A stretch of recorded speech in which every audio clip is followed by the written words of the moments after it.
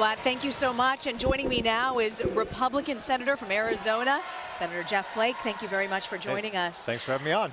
President Trump has now said that he's going to be pushing forward something every day over the next week or so. Have you had conversations with Mike Pence, Vice President? He's very heavily involved in Congress. How do they plan on pushing forward their agenda? Well, I mean, this first 100 days, the first 10 days are very important. There's a period where you can push things through more quickly, obviously, and with budget reconciliation, you can do things that you can't later. So I would suppose they're going to move fast, and everything that he said so far is consistent with that. We've heard Senator John McCain talk about military spending, Pentagon funding with this budget reconciliation. What do you think will happen? Well, we'll see. I mean, there are a lot of priorities out there. Obviously, military spending is something the president, I shouldn't say president-elect anymore, the president has talked about, and that's going to obviously get some attention. But we have a big budget deficit. We have to figure out how we can get more revenue.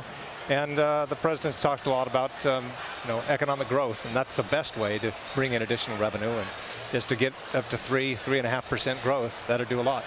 My colleague Steve Shigaris joins me as well. It's fairly safe to say you weren't Trump's biggest supporter during the campaign. What did you? That's a safe assumption. What did you hear in his speech today? What did you think of it? Well, I mean, he sounded the same themes that he did during the campaign. He talked about trade. He talked about the border. He talked about economic growth. So I wouldn't have expected anything else. Did he change your mind on anything today in that speech? Well, I obviously have concerns about trade.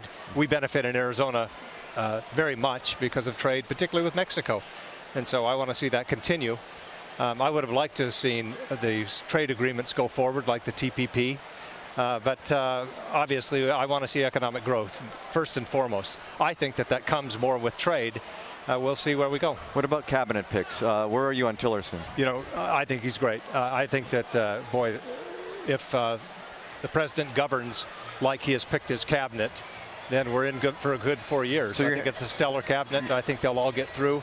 I look forward to supporting them. And you're fine with Mnuchin because there's some pressure on you. Yes. Democrats are running ads against you yes, on Mnuchin. I give the president, whether it's Democrat or Republican, wide latitude in their cabinet picks.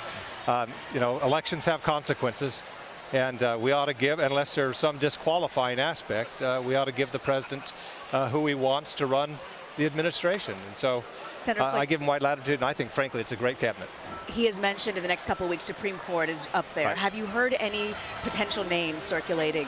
No, my family and I actually took a tour of the Supreme Court last night, so it was really on my mind. That's going to be extremely important. But there are no rumors out there that I can decipher.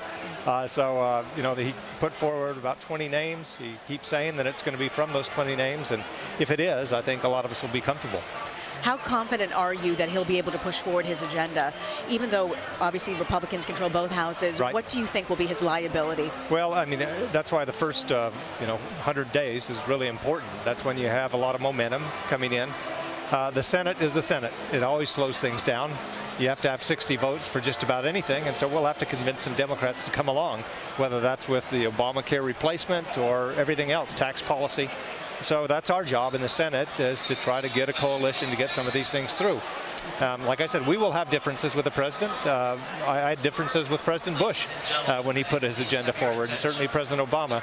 But there are things that we certainly do agree with, and I'm very excited about working on regulations, and these regulations that are stifling the economy and tax policy that I think we can move forward on. If there's one thing that you'd like to see him push forward in the first few weeks, first 100 days, what would that be? Well, he's talked about if we're not going to do multilateral trade deals, we ought to do bilateral trade deals. I think we need to do trade deals. Globalization has happened.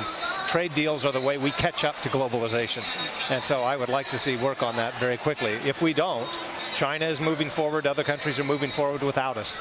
And so we need to move forward on that front. I'd like to see it. Are you concerned about the rhetoric on China, the one China policy, warming up relations with Taiwan? Well, I think that's important to talk about. And I can see we can have a little different relationship than we've had with Taiwan. But what I think is important is for us in the region to engage those countries who would like to trade with us. But if we don't trade with them and have free trade agreements with them, they will have them with China. And that's very important, not just for our economy, but for geopolitical reasons as well. Okay, Senator Jeff Flake of Arizona, thank you for joining us, Senator. Thanks for having me.